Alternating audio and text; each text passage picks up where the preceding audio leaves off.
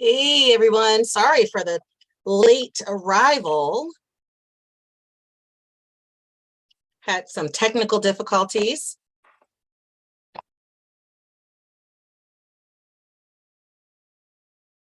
Let you guys get in so we can talk. Come on in. Let me know once you're in, where you're from. It is so good to be with you guys tonight. Looks like we're functioning well finally.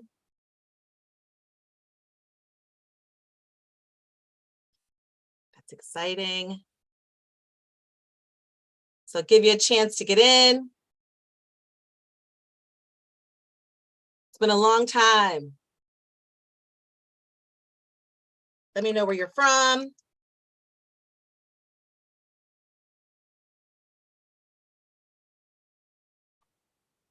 Get some links in here.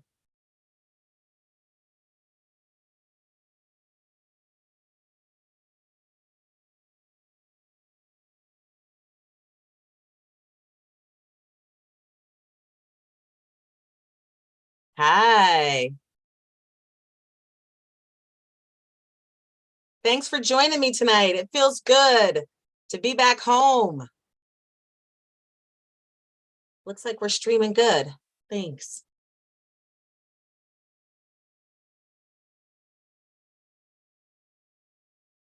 Welcome. Come on in.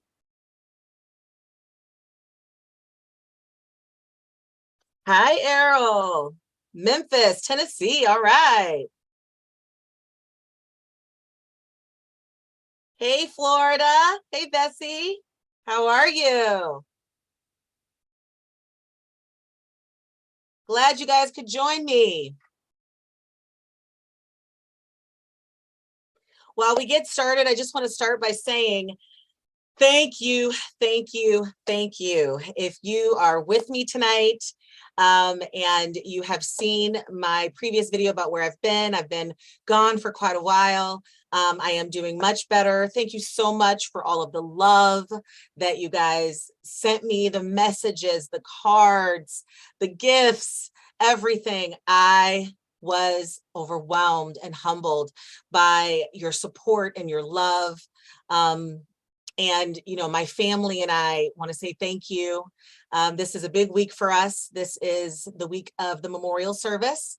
And I'm glad that I'm here with you guys live today because I needed this. I needed to get the energy from you guys. I needed to feel that energy. And I also promised you something over 6 weeks ago that I never delivered on. And so I wanted to make sure that I could be here and we could talk about marketing, marketing strategies, my favorite marketing strategy, but really it's the best marketing strategy and the easiest for my newer entrepreneurs. And when I say newer, I mean that you're still in that phase. You know, there's stages of business growth, right? So you're still in that phase of getting started, hitting that revenue target where you feel comfortable, whether you are still working somewhere and you've started this business as your side gig and you want to get it to a point where it's your only gig, or you're still in your first few years of reaching that revenue target. Sometimes people like to categorize startup entrepreneurs or startup businesses as 1 to 3 years, but I really tie it to you're still in that startup phase until you feel so comfy in that place that you are ready to kind of take it to that next level. And that could be any number of years. It just depends upon your business model, your strategy, when you started your business. So I am excited today to share with you guys what I feel is a very doable and easy marketing strategy, and answer your questions through all of those steps. Hi, Sharon from Chicago. Thank you, Bessie. Thank you for the hugs and the prayers. I have heard you. I have felt those prayers. And I'm doing much better. I'm feeling much more like myself, and I can actually talk about it without crying, which I think is huge. And I'm here to answer your questions today and talk about that marketing strategy that I think is going to change the game for you. So I want you to put your questions in the chat. I've got some questions that I already received in advance, and I want to make sure that I pull those out. So I'll let some more folks come in. Let me know where you're in from. Hi, Ronald. Hi, how are you? It's good to see you here. And we're going to dive in. I want to go ahead and get started because really, marketing is the meat of your business. And oftentimes when people think I'm not selling enough, I'm not generating enough revenue, I need to make more money, I need to generate more money in my business, and I want leads, I want those potential customers, I just don't know how to get them and how to increase the incoming leads to have kind of a basis of leads that are coming into my business that I can always tap into to sell my products or to sell my services. And the marketing is really the key to that. If you are a business owner, a nonprofit founder, if you're the CEO of your organization, you're the leader, you're the boss, marketing is going to be a basic part of your job for a very long time. It actually needs to be a priority of your job. And you're always going to be engaging in it. You're always marketing. Always be marketing, ABM, no matter where you go, whether it's face-to-face, whether you're networking, whether you're at local events, or whether you are diving into digital marketing and creating content, marketing is going to be critical. And I have experienced various types of marketing in my business journey, from my very first business back in the day before there was social media, before digital marketing was even an option, when you would pull out the phone book and just start pounding the pavement, knocking on doors, making those cold calls, building those leads lists. I've experienced all of it. And I tell you what, when digital marketing came out, and we had the opportunity to take advantage of reaching a worldwide audience, I jumped all over it.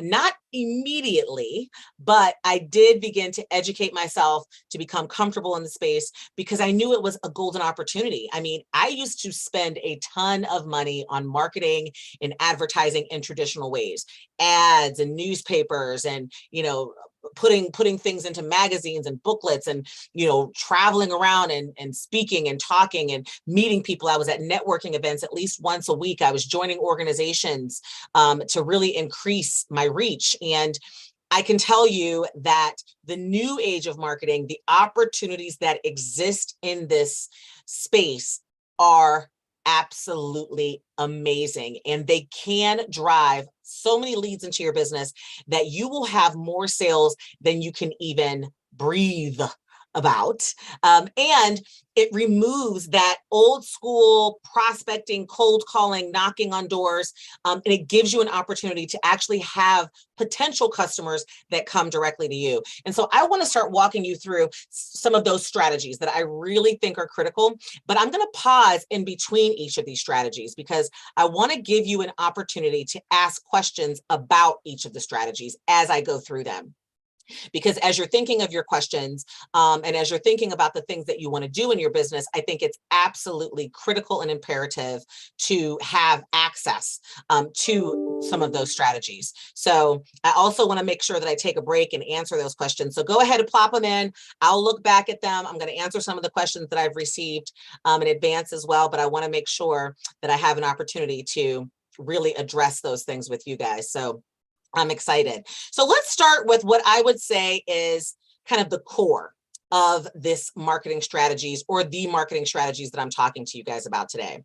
And I think that at the core of this marketing strategy, your first thing that you think about when you're starting out as a new entrepreneur, focused on growing a profitable business, is all the challenges that you're going to face.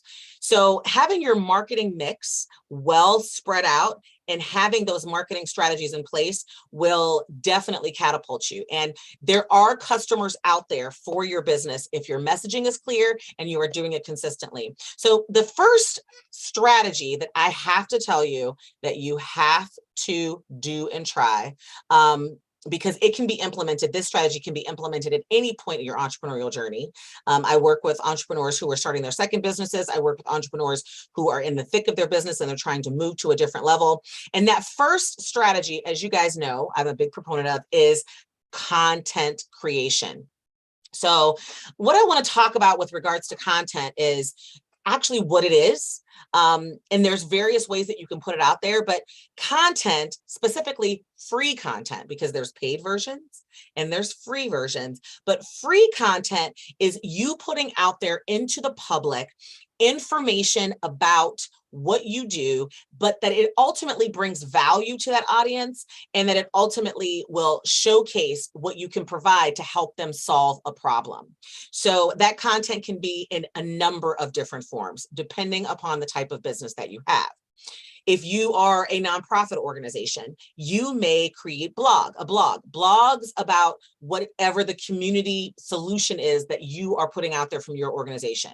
So you can create blog articles, you can do video content, very much so like YouTube, especially if you're an information or a consultant or a coach, an information entrepreneur. If you are a product entrepreneur, you can showcase the utilization of your product, how your product works in video, on Instagram, on social media. Producing content, free content, is a critical marketing strategy.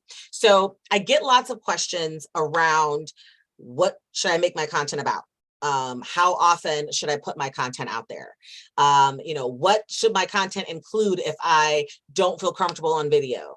I get all of those questions. And so I'm going to address a couple of them, because those first three I've actually received, and I want to specifically hone in on that content. So if you guys have content questions, please go ahead and put them in the chat, and I will go ahead and answer them. But the first question that I got is, what type of content should this person should I be focused on as a product-based business? So they're an e-commerce business. They have a store online. And the question was, what type of content? And I think that sometimes we think of content only as information, teaching someone something like I do on YouTube, or providing someone with information that can help them kind of get to that next level, or grow, or solve a problem. And if you're a product or e-commerce based business, the type of content that I would tell you to do is to showcase the utilization of that product. So take video, because video is the best way to showcase it. You can also take photo, but take videos of you actually using that product or service, so that people get an idea of what they can do with your product, right? How it works, what it helps them accomplish. You've all seen it, I'm sure. Let me know in the chat if you have ever bought a product off of a social media platform. TikTok, there's entire channels around TikTok made me buy it. Instagram, YouTube, Facebook, LinkedIn, Twitter. If you've actually become interested in a product because you've seen it featured in some form of content via a social media or in a digital way. So the type of content that you're going to create as a product-based e-commerce business is to showcase utilization of your product or service. 100%. If you're a service-based business, I would say you want to put out content showing the types of services that you do. So if you're a hairstylist or a barber or an eyelash tech or a nail tech, show content of you doing that work, but also show that before and after, that, end result, so people can see this is what you're going to get if you utilize my service. I even have a coaching student that owns a plumbing business. And he was really struggling with creating his marketing strategy. He did not know what type of content he could put out there, because he's like, I'm a plumber, I kind of go to people's houses and I take care of their plumbing needs. And I said, you can definitely do educational content while you are doing your job. So he started videotaping himself at clients' homes and walking through step by step how to do different things, how to check for different leaks, how to, if a toilet is clogged, how to go in and figure out what that looks like. And that type of content not only provided information and value to his audience, but it also let people know, this is what I do. This is how well I do it. And he was able to begin creating that content. So if you're a service-based business, content creation is also critical. And I think that video is an amazing way to showcase the services that you provide. If you are a coach or a consultant, and I know a lot of you out there are, teaching, providing information on the service that you provide, and teaching people the value of utilizing that particular service as a coach or a consultant is a great way to put out content. So the next question that I got is, if you're not good on video, or if you are shy about being the face or putting yourself out there, what type of content can you create? And there's so many different avenues of this. If you're a good writer, or if you enjoy writing, blogging is 100% a viable content creation process. You can write. You can also podcast, meaning it's just your voice. You don't have to necessarily be seen, but people love podcasts. Also, public speaking is a great way when you're a coach or a consultant to actually put out and create that content. If you're out and you're speaking on topics that you're familiar with or that you're an expert in, or you're doing a training, all of those are you actually putting out content and putting out information to help others. So some of my favorite ways to create content and some of the more popular ways that I've seen that are popular is obviously podcasting, is blogging, is video creation, having a social media account, having a social media presence is also critical, and putting out that content, regularly and consistently is going to be key. So another question that I have here is, how often should I be putting content out? And how do I know that the content I'm putting out isn't too much content? And I thought that that was a really good question because it can be a tricky balance of the type of content that you should put out. But how often? So consistency is the most critical aspect of putting out content. So it's not necessarily a full one answer question, right? I can't say, well, put it out every day or put it out every week. It's just what you choose your schedule or your content creation schedule to be is how often you should do that, and you should do it consistently. So for instance, I think that how often you put out that content is also related to where you are putting that content out. So if you've chosen a primary platform like social media, and you've chosen YouTube, or you've chosen Instagram, or you've chosen Facebook, a Facebook group, or you've chosen LinkedIn, or you've chosen Twitter or Twitch, or whatever those social media platforms are, each of them will separately, depending upon the algorithm, depending upon what that platform is pushing, they will pretty much dictate how often content needs to be created on those platforms in order to be successful and in order to ultimately, benefit from this type of strategy. And when I say benefit, I'm going to get into a little bit more of the steps, but that first step of creating that content consistently, getting yourself into a flow of creating that content, scheduling it, prioritizing it, batch creating that content at one time so that you're not constantly doing it because it can feel like you're on a roller coaster, is that first critical piece. All right. It's that first step. So, thank you guys. I want to check and see if there's any content questions before I move on to step 2 in the chat. Oh, thank you so much, Ronald. Thank you. Hi, Aisha. Hi, Legina. Hopefully I said that right. Ronald doesn't have a question. If I wanted my emails and my hosting separated, what's the best companies to use? Ronald, is that in relationship to your domain?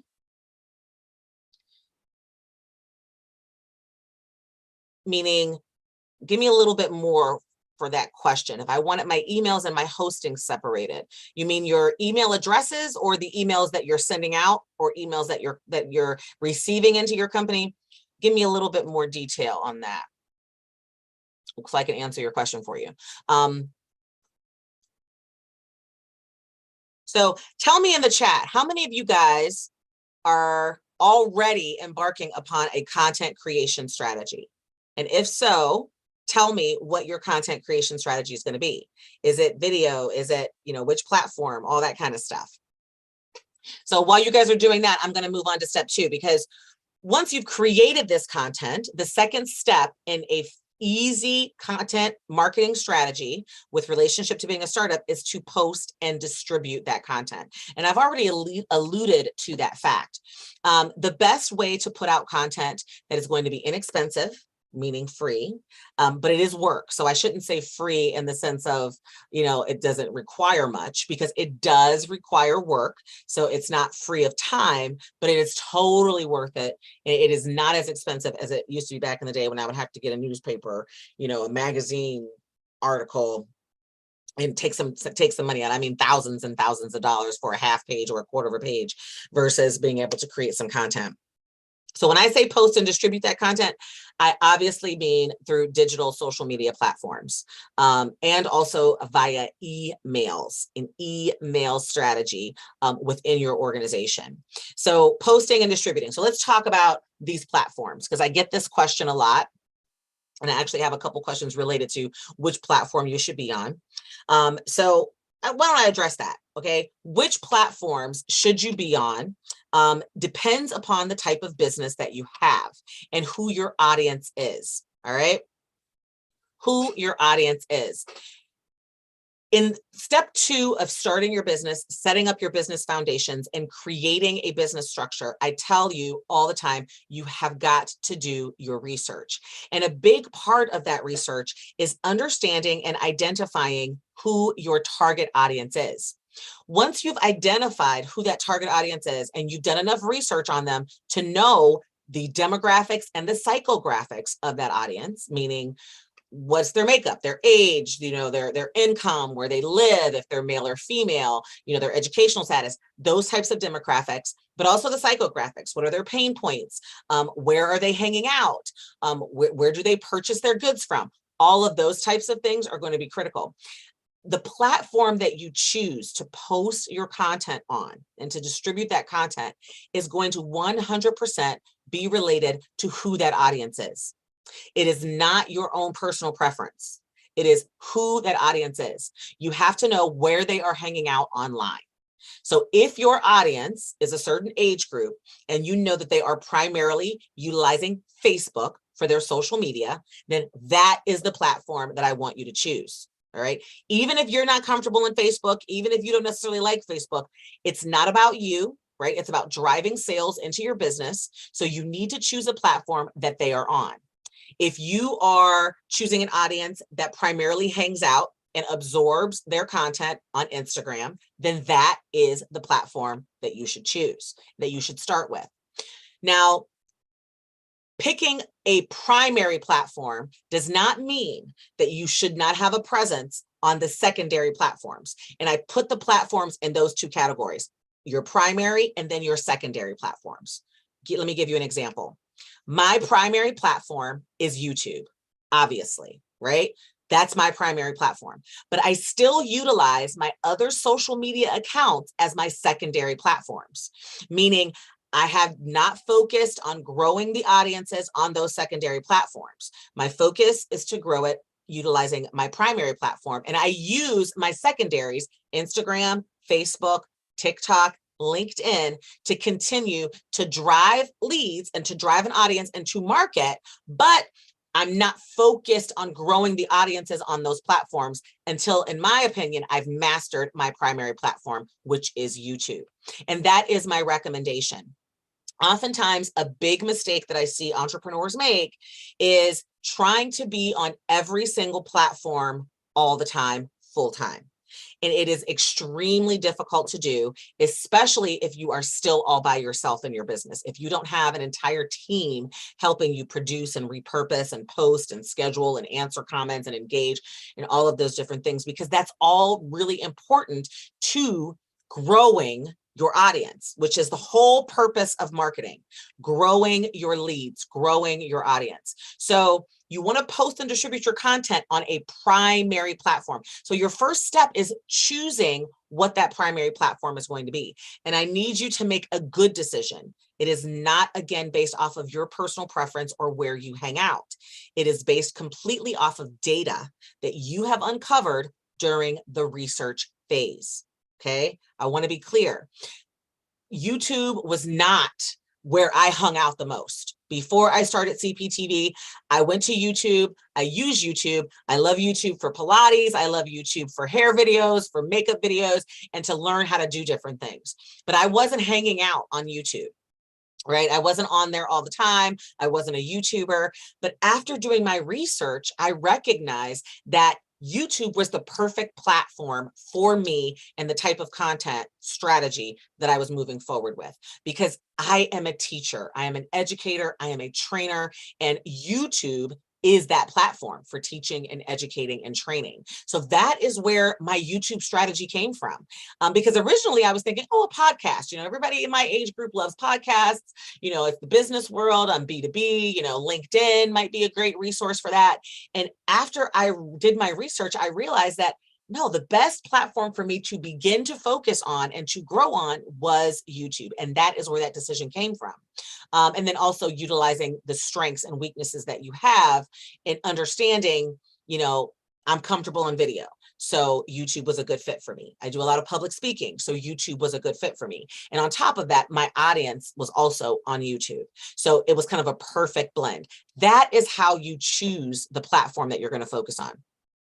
Once you have grown your audience and become very consistent on that platform, and you become very comfortable with understanding that platform, and trust me, being comfortable in itself is a misnomer, because you can be comfortable and the platform itself will change. The algorithms are always changing, but it's important for you to really understand and know how to grow, how much content you need to produce, how often you need to produce that content, what the analytics tell you, how to understand the analytics, and how to really maximize utilization of that platform. So I need you to pick one just to get started with.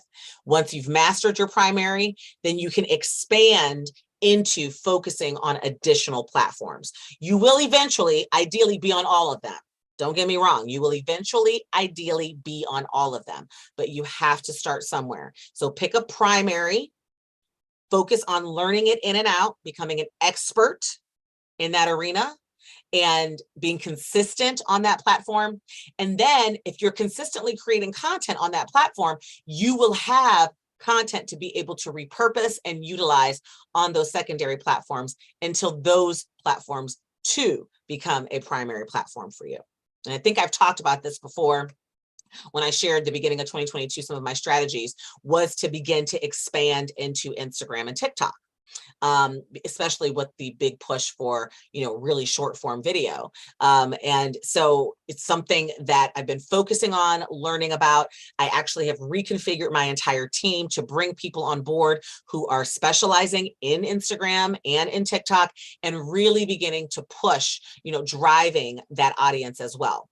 YouTube is still my primary, but now I'm expanding beyond that primary platform to include additional primary platforms into the mix. And that's kind of an example of, which platform you should choose. Now, how often you should post, again, is dependent upon the platform. And I've talked about this in other videos. And I don't even want to say something that's, could be out of turn at this point, but how often really depends upon the platform. For instance, Instagram, at least once a day, you will need to have content that you can post at least once a day. TikTok, at least once a day, but ideally multiple times a day. Twitter is a platform that requires multiple posts per day. Facebook, at least once a day. And then you can get more into YouTube, which can be a weekly content production type of platform. But, a lot of people gain traction and do very, very well with posting on YouTube multiple times, in a week, or even every day. I know some content creators post like every few days, even on YouTube, but most of those other platforms are going to require a really strong content creation consistency, because you got to post daily in order to really make traction on those. I used to only really post, a few times a week. It was kind of inconsistent on the other platforms because, again, they were my secondary. But now, I've gotten into that mode of, okay, now that I'm back and we're able to implement the strategy that I created, even though I took that time off, now we are really consistently on those other platforms and posting on a daily basis. So that's how often. Do the research. There is so much information out there that will tell you the number of times you need to post on each of those platforms. And if you don't think that you're going to have the capacity to post that often or to create that much content, then don't pick that platform. Honestly, make a commitment to a platform that your audience hangs out on, and pick a platform that your capacity allows you to really, truly be consistent on, because that's really the key. Consistency on the platform is probably, and consistency in distribution and posting is probably the biggest piece of advice that I could give you, for a number of reasons, not just because you have to show up for your audience and they're expecting you to show up, you have to show up, but also the algorithms themselves. The algorithms themselves are impacted when you aren't consistent.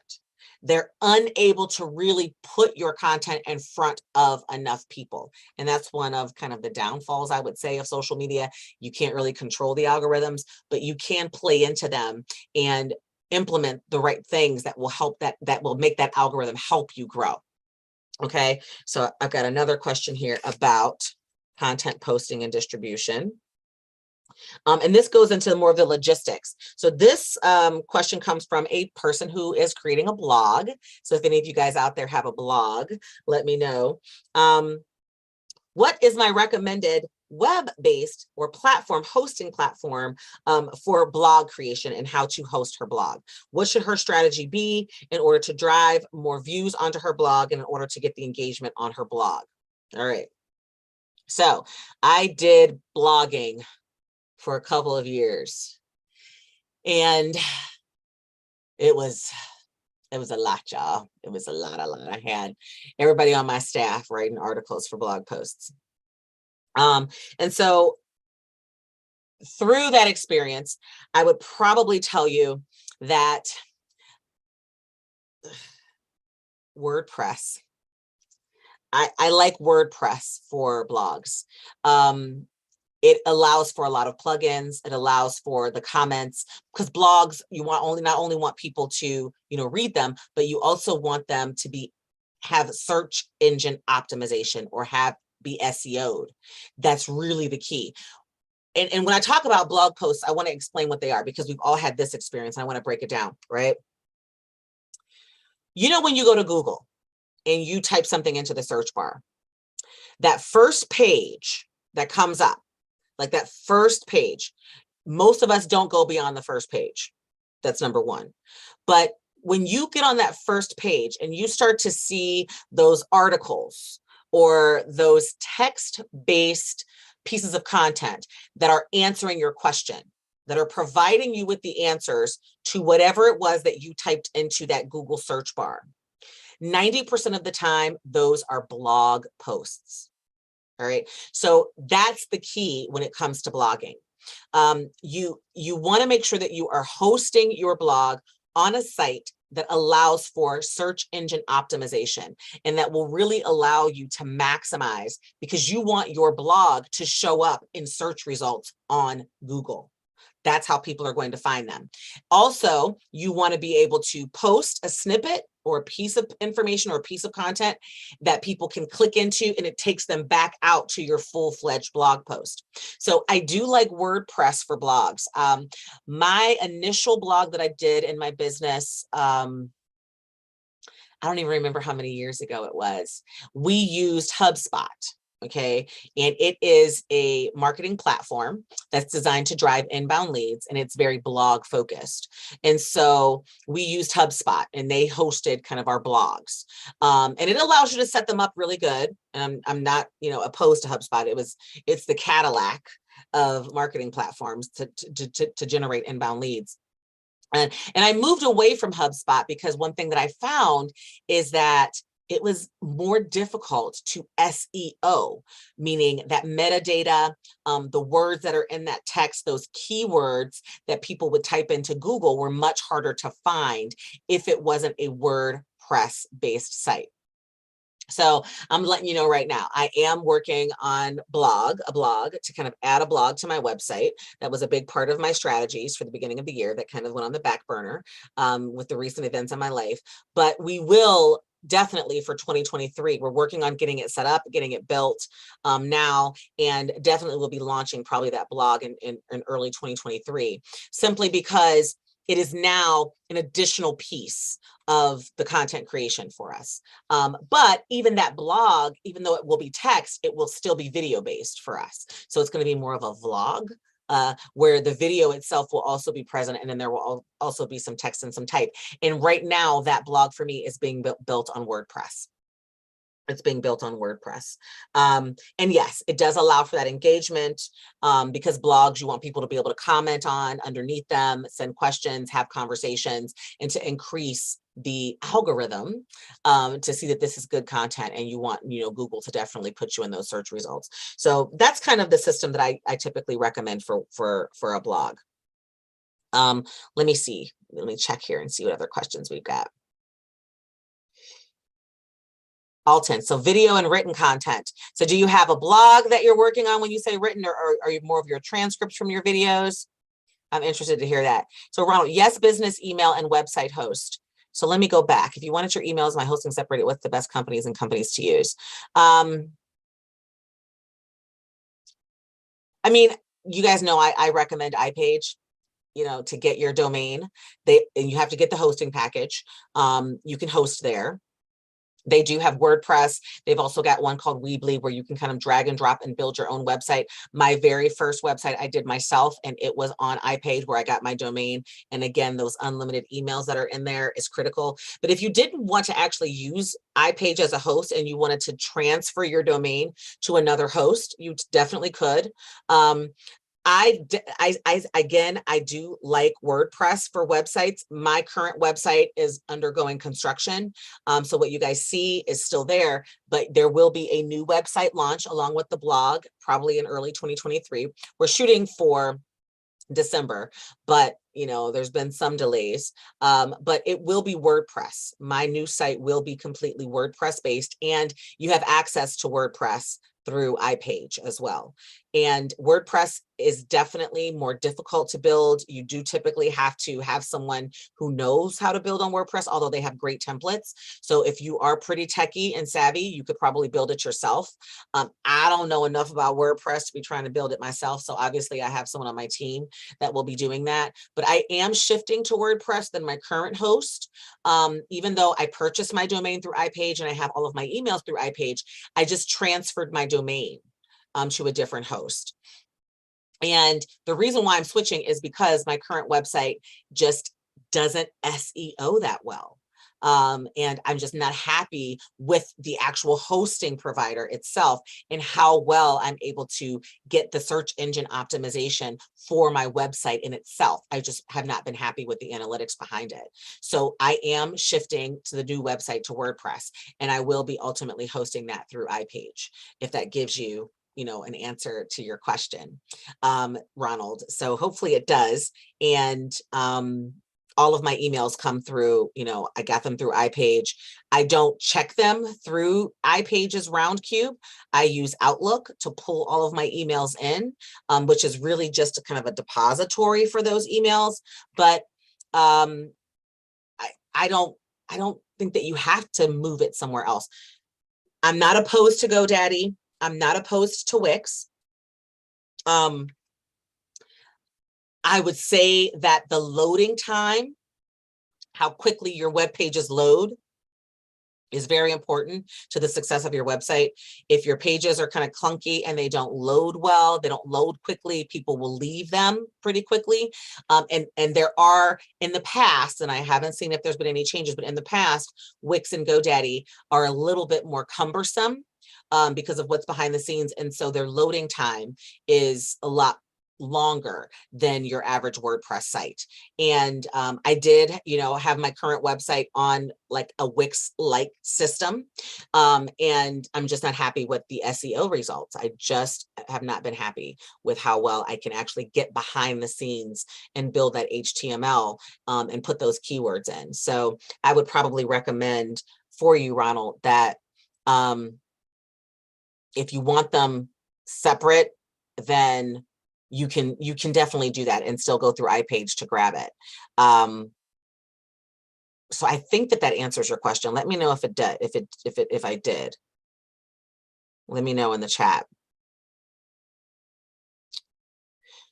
So Ronald, you're using Facebook for your trucking company. How well is that going? How do you like it? Facebook's algorithm has changed a lot.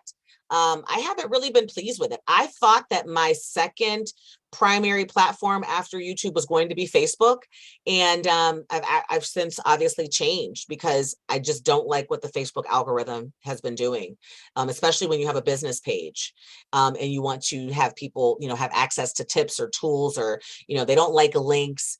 And because Facebook, I really do feel became so ads oriented that if you aren't buying space, they're not going to put your content in front of a lot of people. You're just not going to necessarily show up in the same way that a personal page, especially if you have a business page. So I hear what you're saying about the trucking company. So I'd be interested to hear what your experience has been from a leads perspective.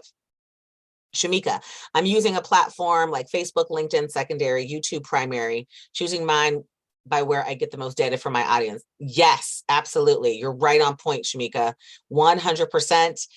Your audience will definitely tell you where to go and where to show up.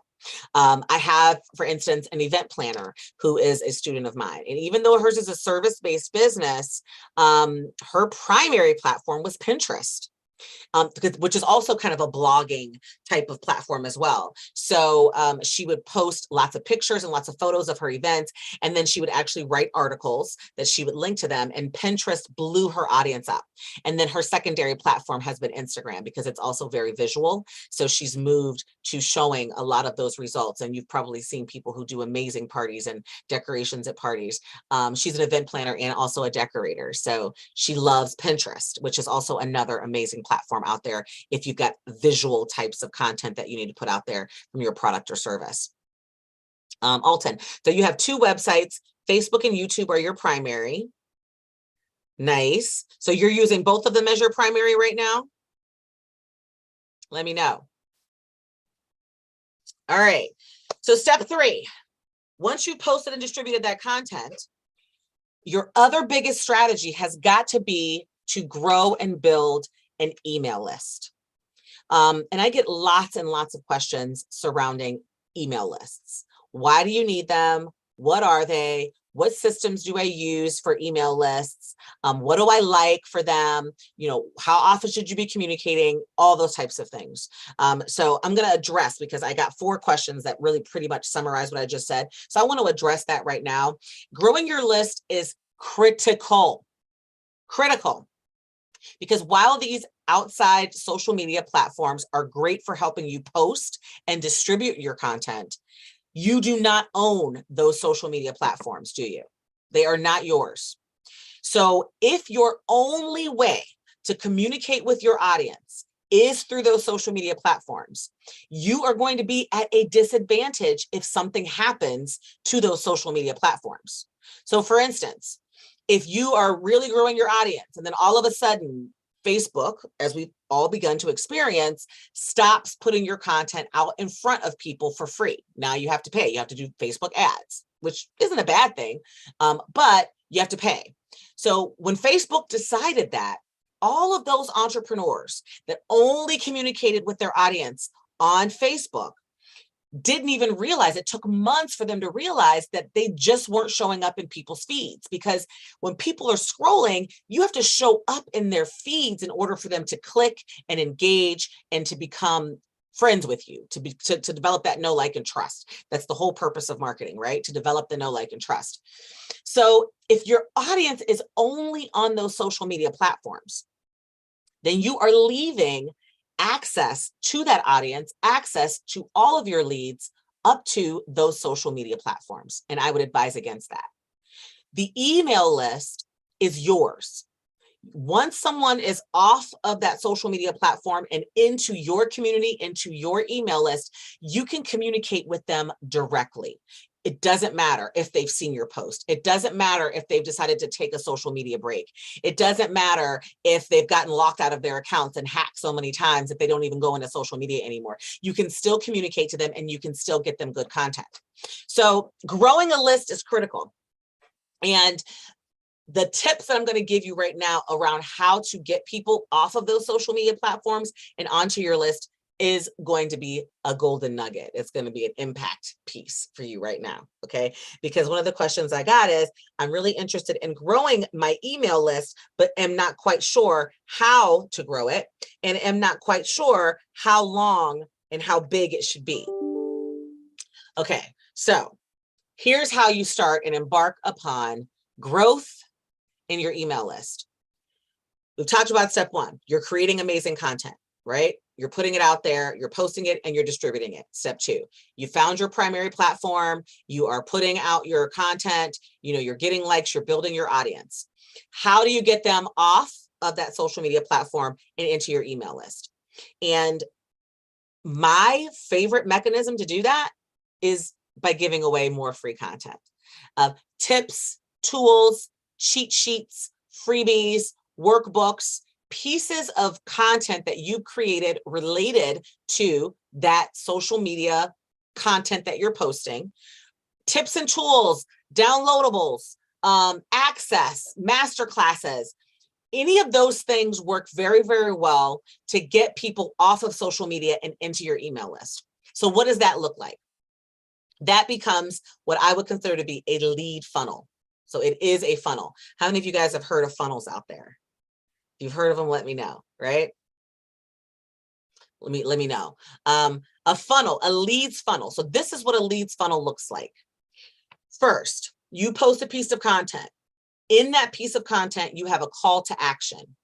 That call to action says, click the link below, or click the link in my bio, or go to this web page to access this free tool that I'm going to give you. A workbook, a worksheet, a checklist, something that summarizes what you said, a copy of your article, a more detailed video training, a link for them to schedule an appointment with you, a link for them to go out and see something else that you've done, a link for them to see, reviews that you've received, anything like that. They're going to click that link. So this is the beginning of your funnel. That link will then take them to a landing page. A landing page is one static web page. It's not a website. It's a web page that includes that information that they're going to get, but also the ability for them to input their name and email in order to have whatever it is that they're going to get emailed to them. So that landing page doesn't have any other links on it. It's not your website. It's its own entity. It's its own thing. They can't click out of it. They go to that landing page. They enter their name and their email. That's the currency in exchange for whatever that free thing is that you're going to give them. And it has to be free. I totally recommend it be free, especially when you're just starting out and you're trying to build that email list. So as you guys know, some of you who are watching have probably grabbed tools from me. You've logged in, you've jumped in, you've ended on a landing page. So you've shown up, you've clicked the link and you've ended up on one of my landing pages. And that landing page asks you to enter your name and your email. And once you do that, I then email you whatever that tool is. Whatever the cheat sheet is, or the workbook is, or the worksheet is, or the extra video is, or the results of a quiz are, or a complete article, or whatever, you're going to enter your name and email, and I'm going to email you that tool, that freebie, that opt-in, that lead magnet. Okay. So that is your lead magnet funnel. You're magnetizing leads to you. You're going to provide them with a call of action and say, click this link. That link is going to take them out to a landing page. That landing page is going to ask them to give you their name and their email in exchange for whatever it is that they're going to get. Once they do that, then your system will automatically email them that tool. And now you have their name and email, and they are on your email list, and you can continue to communicate with them, deliver additional content, and develop and nurture that relationship. So that is a lead magnet funnel. Now, I've really simplified it because it can get way more complicated. Mine is a little bit more complicated because mine also has follow-up emails and things like that. But in order to be able to do that, you have to have like an email management system, an email system that includes landing pages and that includes automated email sequences is what I recommend. So some of my favorites, if you're starting out, and you can get them, you can start with them for free. MailChimp has an amazing email management system, and MailChimp is very popular, so it integrates with a lot of other stuff from a technology perspective. So as you grow, if you want to lead them into a sales funnel, or you want to lead them into a sales opportunity, you want to lead them into scheduling an appointment with you, whatever it is, MailChimp is very compatible with a lot, and they have a really good free plan to start out with, especially when you're just getting started. And their plan does include not only email list management, email newsletters, but also those landing pages that I'm talking to you about. So MailChimp is a good one. Constant Contact also has a good one. I use a different system. I use Kartra. A lot of you already know that. And I use Kartra because I have digital products as well. So I've got online courses and I've got an online membership. And that all is all tied together. I wanted one system that was a one-stop shop where I could put everything in. But if you know, a calendar link, right? Takes them out to a landing page for them to schedule an appointment with you. Those MailChimp, Constant Contact are very, very good ones. I do use Kartra. I recommend Kartra. There's a link that'll be below this video that will actually link to the tools that I recommend, my top tools, like kind of all of them. And that the Kartra is in there. Constant Contact is a good one. I have also used, I can't remember the name of it now, but it's a good one too. But it was just a little bit more cumbersome and difficult to navigate. It wasn't as easy. It wasn't as drag and drop, and it didn't look as pretty. But I would probably tell you my top two would be MailChimp, Constant Contact, and then obviously Kartra, which comes with a lot more than just the landing pages. It comes with a whole lot more. But that is really your basic lead funnel strategy. That's how you're going to grow your list. So when you're putting out this content, you always want to have a call to action. You always want to create something that you can give to someone. Don't charge for everything. Don't. You get a lot of satisfaction. I get so much satisfaction and so much joy from giving away free things because it's ultimately helping and serving my why to help other people grow. And so the more free stuff you can give away, give it away. Give it away. But when you think about the fact that email addresses are so valuable, they are in themselves a different type of currency. So they are giving you something in return for that. So don't think of it as completely free, because to get someone's email is a very big deal nowadays. So they are paying you with their email address for you to give them that free thing. And that's how you want to begin to grow your list. It is going to take time. It is going to be depending upon how much content you're doing, how fast your audience is growing, how much the content resonates with your audience. But the folks who click and want your tools, you know, are going to be a good fit for your business. You know, they're going to be good leads. That's what I would call a warm lead. Back in the day when I was just pulling out the phone book and cold calling, those were cold leads, y'all, cold. I didn't even know if they were interested in what I was talking about. I was just guessing. And I got more no's than you even want to imagine because I was cold calling. When you use a leads opt-in funnel through content creation, distribution, and then giving away free content like checklists or cheat sheets or, you know, whatever, you are literally narrowing down those cold leads into warm ones. No one is going to click and go get that tool if they are not interested in what it is that you are doing. And as long as your content is directly related to what you do, what you sell, what you provide, the service or the product, you know that when someone ends up on your leads list, they are an interested, warm lead. They are someone who is a good fit for you. They are that ideal client, and they are in your audience as that ideal customer. And so your leads list is going to be full of very good quality leads when your content is strategic and focused. I've seen people create content just for the sake of creating content, and they just put content out for the sake of creating content. I'm not telling you that that's wrong, because you have to start, you have to practice, you have to get comfortable in content creation. So you should definitely try and play. But I want you to be more strategic than haphazard in what you put out there. So every piece of content that you create takes time, it takes effort, it takes energy, and it takes thought.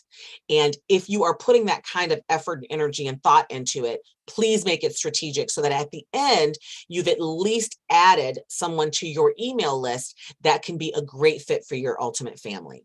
And that's really where I focus as well. So that's kind of the answer to the grow your list question. Do you guys have list questions? Let me see. So let me see. I'm going to go back in here. We're going to get into step 4, nurturing them. If I'm using a platform like Facebook, LinkedIn, secondary, YouTube, choosing mine where I get the most data from my audience. Yes. I have 2 websites. Okay, I did that. What's the best email list system? Hopefully I answered that already, Lando. Tell me a little bit more about your business model and I can probably recommend a specific one for you. So if you guys want to know the best email list system, tell me a little bit more about your business model, because it really does differ depending upon what you're selling. If it's service, if you're e-commerce, if it's a product, if it's online or digital products, if it's coaching or consulting, let me know what it is, and I can definitely make the recommendation. Ronald, Facebook is okay. I'm just on a slow learning curve. Okay, I got you. I got you. Yeah, I think that all platforms require a learning curve, so don't feel bad about that at all. Facebook is one that I would say it's changed a lot because of Facebook ads. And there are a lot of gurus that I love. I don't know if, Ronald, if you're in the Startup Academy, but if you are inside the Startup Academy, in the dig deeper sections, I always list gurus that I love and educators that I love around, especially in module 5, when I dive into using social media to grow your audience really in depth and deep. I do provide you with some experts on each of those platforms, and they are on YouTube, and they do a lot of education, and their whole focus is to stay abreast and stay on top of what's happening on all of those platforms. And so I do list those gurus in that section, the dig deeper in section 5 of the Startup Academy, which is marketing. Those gurus are in there. I've got one for Facebook. I've got one for Instagram. I've got a couple for Instagram. I just added one for TikTok. Then obviously I have ones who specialize in maximizing YouTube as well. So those are the folks that I recommend, and they will help that learning curve for you, Ronald, 100%. Have I done a video on holding companies? Is it worth having one? That's a interesting question, Ronald. I have not done a video on holding companies. That's a very good suggestion. I do have a holding company, obviously. I'm going to write this down so I don't forget. That would be a good one. Is it worth having one? It depends. I know that's not really answering your question. I could say yes and no. It really depends on how many businesses you have. And when you have multiple businesses, holding companies begin to make more sense, because you will literally be running multiple businesses and have different financial structures and have different everything if you've got multiple businesses. So having one holding company to kind of manage all of that flow is definitely worth it to some degree. But I would say I've had lots of businesses in my career. And I've had multiple businesses at the same time. And I just recently added my holdings company only because I needed to. The dynamics and the makeup and the structure of the businesses, my multiple businesses, are a little different. And so the holding company was the best fit for me. I would definitely tell you what helped me make my decision was speaking to my attorney. So definitely talk to an attorney and my accountant. The two of them gave me the best insight into whether or not I should move forward with the holding company, because there are a lot of extra kind of things on the back end, tax wise, liability wise, that you want to consider before you think about that. It's not just about having one. You also want to make sure that it's a good fit for where you are in your entrepreneurial journey. So I would definitely tell you to get that opinion. And I have written it down to kind of talk about it. And that's a good one, to break it down and talk about the basics of it and the pros and cons, because that's definitely something that I could provide some insight into. Have I used Fluent CRM for WordPress email marketing? Alton, I have not used Fluent CRM, but I could do some research on that if you want. If you want to send an email message to my help team, to Team CP help@CherylCPerez.com. And tell them that I told you to send an email message about Fluent CRM from my live today. Put that in the message, please. They will make sure that they get that email to me, and then I can tell you through investigation what I think about them.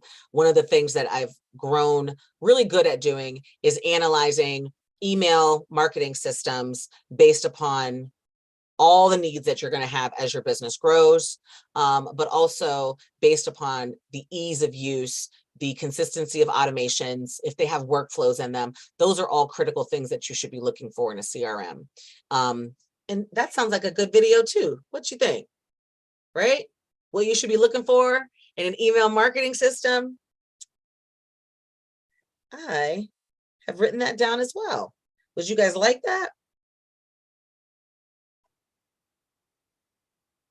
I'll put that down. All right.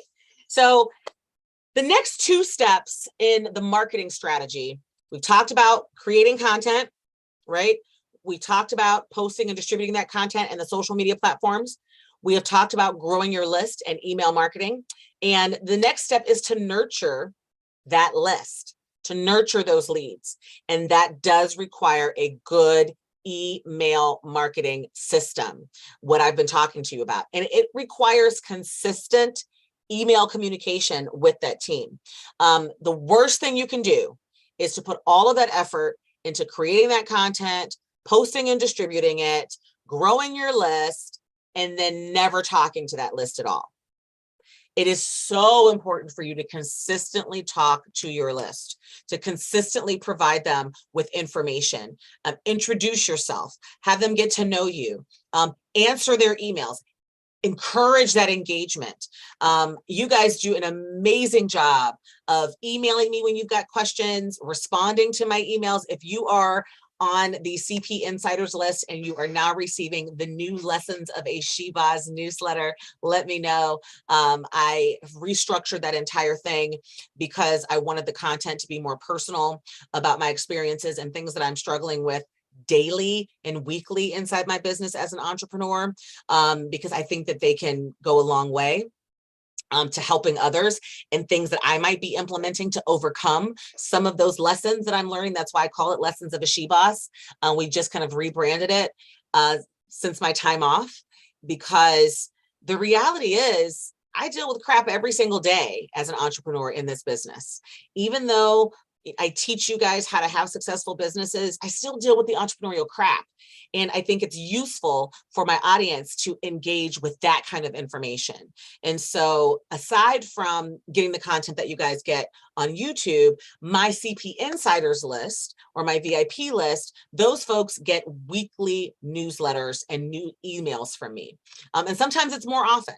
Sometimes when I'm thinking of something and I want to communicate or I want to say something, I can send my list an email.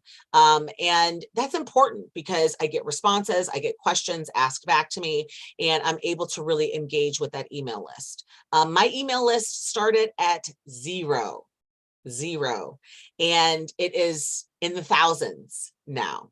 And I love my list, and I love everybody who is a CP Insider. I can see who they are. I can see what they're clicking around in. When I've got like a whole day set aside just to dive into all of my analytics, I spend a lot of time in my email list looking at folks, seeing who's clicking, seeing what they're accessing, seeing what they're interested in. I get so much information from that list. And so if you aren't a CP Insider, please, by all means, go out there, sign up. Lessons of a She Boss. I've already got like the next 4 issues already typed because my brain has been so full of crap, as you guys know, that I've been dealing with. And these are real life shit that we have happened as entrepreneurs. From customers not listening and clients not paying their bills on time to, different strategies that I've incorporated into doing all of that stuff. My Lessons of a She Boss is definitely taking its own level, taking it to a whole nother level for me. And it's so therapeutic to just be able to talk about some of those things and share them with my VIP list. And so you've got to nurture those leads. You've got to have those communication. You have to continue to provide them with content, even outside of social media. That is a critical piece to your marketing strategy. Don't put the work and effort and time into growing your email list and then just let it sit. Or even worse, you let it sit, you don't continue to talk to them. And then when you're ready to sell something, all of a sudden they get an email, right? That's the worst. I hate that. And I'm on a lot of lists myself, but I know which people that I'm going to be open to buying from. And it's not those people who got me on their list and then don't communicate with me at all. But when they want to run a sale, or it's Black Friday, or it's the holidays and they want me to buy something, all of a sudden I start getting bombarded with a ton of emails from them. So be consistent in that nurturing process, and simply sending a weekly email or a bi-weekly email, every other week email to start with is sufficient. You want to make sure that you're communicating, and you pick a schedule that you're able to do and that you're able to be consistent with. And one other thing that I would definitely recommend, because I have tried this before, is I had an email list in the very beginning of my current email list. And I had someone on my team, that would also kind of create those email newsletters. And I feel bad even about admitting it, but it was kind of like something in the beginning that I even wanted to like help. I needed the help. I was so busy, and I needed, them to kind of delegating that. And I took that back. I took away that delegation. No one else on my team writes my Lessons of a She Boss newsletter anymore. They haven't for a very long time. Those emails need to come from me. It's my way of communicating with my audience and talking to you guys. And so, especially with the new shift of the Lessons of a She Boss and the content focus and the strategy behind what type of content will be on that newsletter, that list gets special information. That list might also receive special pieces of content. I'm also now providing content that nobody else can get anywhere else. Worksheets and tips and tools. I record a lot of my public speaking engagements and trainings. And those videos, we're working on editing and optimizing them so that my VIP list now has access to those. Those will not be on YouTube. Those are not necessarily in any of my courses, but they are content that I want to give my special VIP list access to, because I do a lot of trainings and a lot of public speaking, and we record those and no one else has access to them. So that's the type of stuff that I want you to focus on from a nurture your leads type of perspective.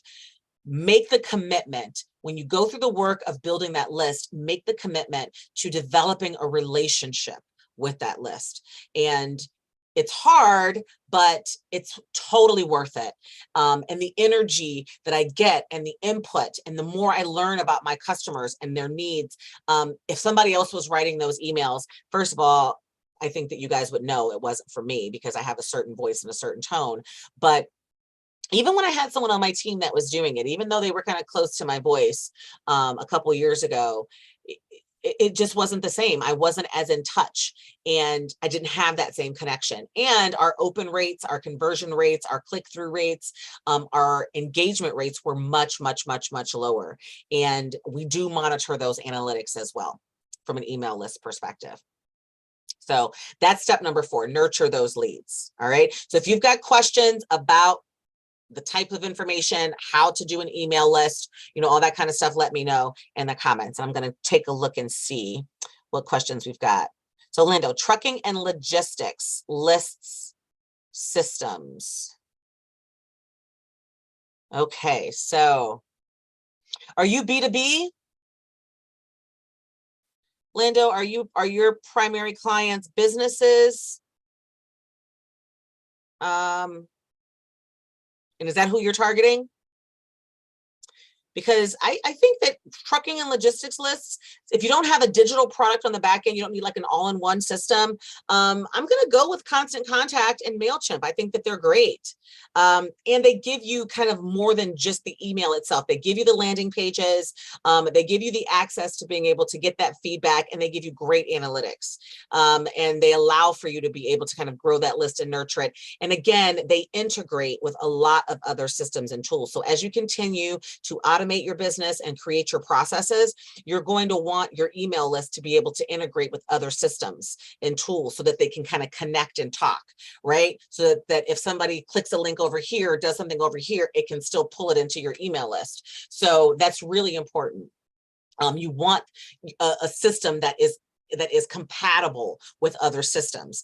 And that's why you'll hear me say the more common known email MailChimp and Constant Contact, because you may have some of these other, like the Fluent CRM, that might be a good fit to a certain degree. It may even be cheaper than some of them, but is it going to easily integrate with other systems that you use in your business? So you might find one that does, but I know that a lot of services and other systems will integrate with email lists from MailChimp and Constant Contact. And I'm not an affiliate of them, or, you know, they don't sponsor me or anything like that. I just think that theirs are good common systems for a business that really does use their email list and doesn't need any of the additional features like online digital course hosting or membership site hosting and things like that. Okay. Wow, we're over, guys.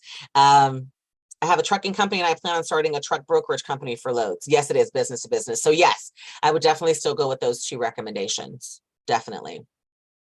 And now the last step in your marketing strategy is the good step. It's the good stuff. It's making the offer. It is selling something. You got to do that.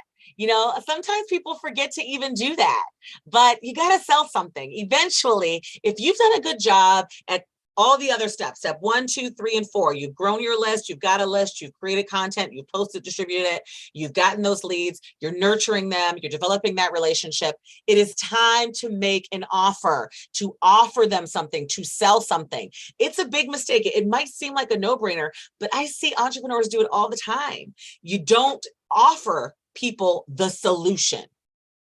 Right? You're marketing, you're driving in these leads, and you don't offer the solution. And I'm like, do I need to get Asher? I need to get Asher out here, because come on, that is the whole purpose. It's okay. Don't feel like you're being a salesy person. That is not the issue here. You're in business. You're going to sell. There's no way around it. If you don't like selling, you probably shouldn't be an entrepreneur, because no one is going to sell your business the way that you are. Bottom line, I don't care how many salespeople you buy or you pay or you hire or you get to volunteer. Ain't nobody going to sell your business like you will. So you've got to make an offer. Once you have these leads, I like to follow the 80-20 rule, right? The 80-20 rule. Here it is. 80% give, 20% make an offer and ask. So 80% of what you communicate with your audience and your email list about is giving them something, giving them value, continuing to forge the relationship, giving away something. But the other 20% is asking for a sale. It is asking, if you believe in me, here is something that I have that can solve the problem for you. Here is something that I have that can take it to that next level and that can get you to that next level. And that, my loves, is what the whole purpose of marketing is about, right? Imagine a list of 10,000 people. On average, statistically speaking, 3 to 5% of your list will purchase from you. If you've done all of these steps well, 3 to 5% of your list will purchase from you when you offer them something. All right. So let's say you've got 10,000 people on your list.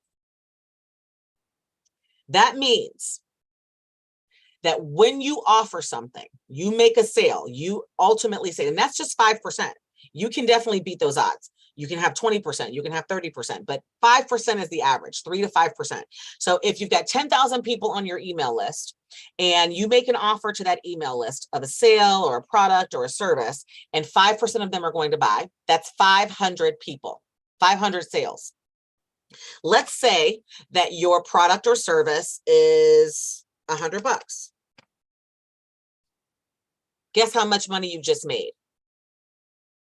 $50,000 with one offer. One offer. And 3 months from now, you make another offer and another 5% will buy. Might not be the same 5%, might be a different 5%, might be some of the same 5%. But when you put that math in perspective, hopefully that helps you understand how critical and how important content, bringing in those leads, building that email list can truly be. I'm not saying that you can't sell directly from social media. People do it all the time. But that email list is yours. If Instagram shuts down tomorrow, Facebook shuts down tomorrow, YouTube shuts down tomorrow, I've still got my list. I've still got my audience. I've still got my customers. I've still got people that I've been nurturing a relationship from. And if I need to make an offer, I can tell you that I know I'll make an offer and make 50 or 60 grand from that offer, right? From that one offer, because that list is growing. That list is consistently being fed into. And I know that if I need to sell something, 3 to 5% of my audience is going to buy. If they don't, then that typically means that I didn't do enough research and understanding and knowing that my audience didn't really want what I was talking about. So I created a product or a service that was based off of, I don't know what, right? Because you really want to create products and services based off of what your audience and your list and your people are telling you that they want and that they need, not what you think they want and they need. So if I don't hit the 3 to 5%, that means I know that I picked a bad product or service, that I wasn't listening, and that I'm not providing a product or a service that people actually want to buy. But in most instances, if you've done this strategy well and you grow that list, think about that number that I just said. How many of you would love to be able to make an offer to a list and know that on a Tuesday you make an offer and you give people a week to take advantage of the sale, and it's $100 that you're going to make 50 grand in a week in your business? How many of you would just take that opportunity and love it, right? That is the power of this marketing strategy that I'm teaching you, of creating that content, of posting and distributing it, of growing your list, of nurturing those leads, and then ultimately making that offer. So you've got to make an offer and keep making offers. Keep giving that opportunity, but do it, like I said, that 80-20 split is really kind of that balance that you really need. You don't want to be 80% selling, and only 20% giving away things and giving people things. You want to do it the opposite, 80% give, 20% ask, and you'll be extremely successful in that piece of the puzzle. So let me take a look at questions. I got a couple in here, but I want to take a look at you guys because you joined me tonight. You're welcome, Lando. Legina, is your public speaking opportunities part of your product mix or just marketing? Oh, that's an amazing question. All right, Legina, I'm gonna keep it real with you. So when I first began marketing as a content, thinking of content as a marketing strategy, and moving out of that traditional, old school cold calling, knocking on doors type of a thing, public speaking was a marketing strategy for me, meaning I used it to give away content. I didn't charge for my public speaking at that point, and it was great. I got a ton of warm leads, and they were awesome customers. They were my ideal customer. They were high ticket customers. They were great for my consulting business, and I got every single speaking engagement. I would leave with 10, 20, 25 warm leads, and speaking engagement turns into more speaking engagements and turns into more speaking engagements. So I did that. I've been a public speaker for a very long time, but I did that from a business perspective for probably 4 or 5 years, doing between 10 and 15 speaking engagements a year. Some years were more, some years were less, for free, all for the sake of marketing. And then I got my shit together, to be honest with you, and started charging for public speaking. So now it's 100% a part of my product mix. It is a service that I sell, and I do get paid for all of my speaking engagements. I do some pro bono ones for different organizations that are near and dear to my heart. And I do those, and I also, do a few a year, but every single speaking engagement that I do is paid. So it's a part of my product mix. And now it's a combination of both. It's a great content marketing strategy. It's great for me to market. And it's also great to drive revenue. So yes, speaking is a revenue generating activity for me at this point. And it was hard to make the transition. Girl, it was hard. I really didn't know how to do it. It took me a while to figure out how to be able to make that transition. And honestly, I would tell you that the biggest piece for me in making that transition was shifting my mindset. It was all a mindset thing. Because once I realized, girl, you are giving away real, true trainings. I mean, I had clients who pay me as a consultant to do some of the trainings that I would talk about from a public speaking perspective for free. So it was like a real big mind shift for me. But once I made that shift, you guys know me, I made the shift. I created the sales process. And once I created the sales process, everything else fell into place. The sales process naturally leads everyone who wants me to speak down the path of understanding that I charge for it. So I never really had to sell it that way. And then, you know, once it happens, you just kind of get recommended and referred a lot from it. So hopefully that answers your question. Is that something that you want to do in your business, Legina? I'm interested in hearing. How many public speakers from a content perspective do we have in the audience today? That is the sales process for public speaking, girl, was like the gold mine at the end of my tunnel. And it changed my life. I did not even realize how much revenue I was losing on an annual basis by speaking for free. I didn't even realize it. And after, it took me so long. I didn't have to do free speaking for so long. I didn't need to do it like that. I didn't need to. I learned from that lesson. For real. For real. Yes. Public speaking, love it. I do have a lot of processes that could be helpful for you as you pursue your public speaking opportunities. Would that be some good videos for me to make targeting people who want to add public speaking as a part of their marketing mix? I'm taking some notes today. Y'all giving me some good stuff. As y'all know, I'm in content creation mode. I was gone for so long, I missed it. But is that a good one? Let me know. Let me know your thoughts.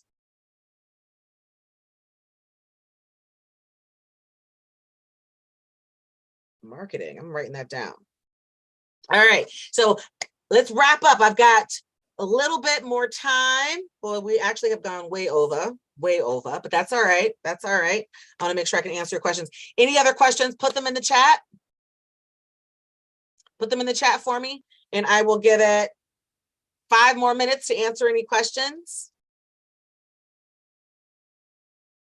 And as those come in, I just want to say something that I think is really profound. Marketing strategy is critical to your business. And this particular one can be implemented at any point in your entrepreneurial journey, at any point. I started using it when I first decided that content marketing was going to be my primary marketing strategy. I do have a complete marketing mix. So I still do networking events. I still do public speaking as a part of marketing. I do sit on several boards for nonprofits and corporations. Those are all a piece of my marketing strategy.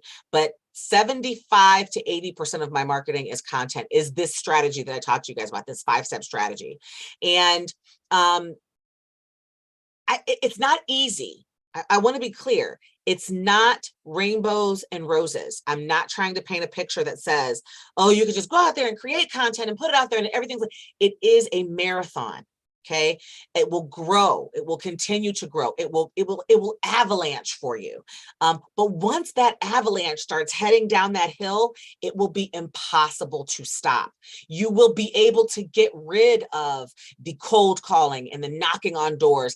At one point in one of my businesses, y'all, I had 65 salespeople working for me. 65 salespeople working for me because they were my pound the pavement marketers. They were my marketing team. Marketing will be a huge investment for your business. It will always be a big line item on your expense report. Just deal with that. But it is so worth it. If you can strategically take this particular strategy that I'm giving you, especially if you are just starting out, as a startup entrepreneur, this is the most cost-effective marketing that you can implement. It's the most cost-effective because everything that I just said to you requires a couple systems, and you're going to be good as golden. Once that snowball starts driving down that mountain as an avalanche, it's going to be impossible to stop. You will always have a good influx of leads. You will always have access to potential buyers and to customers in your business. And isn't that what we all want, right? Isn't that the whole purpose and the name of the game? So every time you launch a new product, every time you expand your service line, when you launch your business, implement this 5 steps. Remember what they are. Step number 1, create content. Step number 2, post and distribute that content with a call to action, leading people into your lead magnet funnel. Capture those emails to build your email list, which is step number 3. Step number 4 is to nurture that email list, develop relationships with that email list. And then step number 5 is to make that offer. Think about those numbers that I told you. The bigger your list gets, that 3 to 5% is pretty much a guaranteed sale for you. So if you've got 1,000 people, 100 people, whatever the case may be, it is so worth that effort and so worth driving that list. So I want you to think about that, because marketing doesn't have to be crazy hard. It doesn't have to be confusing, and it doesn't have to be stressful. It just has to be strategic. You have to be consistent, and you have to be committed to it. So if there's anything else that you guys want me to dive into from a video perspective or in a future CPTV episode, let me know. I'm going to check the chat really quick to see if there's any additional questions. Awesome. All 10, yes. Legina, yes. You guys want to see some public speaking.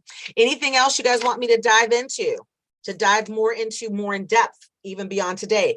Any of these strategies or systems or tools, just let me know. You can put it in the chat. I'll give you a couple minutes to do that. We got about 4 minutes, and then I'm going to be logging off. I didn't even realize how late it was, but you see that energy? I want to say thank you guys again for joining me tonight. It has been amazing. I feel completely back into the saddle. I have missed you. I have missed you. And I'm back every Tuesday, no questions asked. So I'm excited to be with you guys. So if you can think of anything else, let me know in the chat. If not, and I'll make sure I grab it. It has been amazing. Love you guys. Again, as always, if you need anything, let me know. Got a couple coming in, so I'll write those down. Don't worry, I'm getting them. If you need anything, let me know. You can always reach me, Team CP, obviously, help@CherylCPerez.com. I'm back here every single Tuesday. Also, if you don't already, make sure you follow me on Instagram and TikTok at Cheryl C. Perez on both of those. I have missed you guys. I love you guys. I will see you soon. Have a wonderful, wonderful evening. I'll talk to you soon, all right? Bye-bye. Mwah!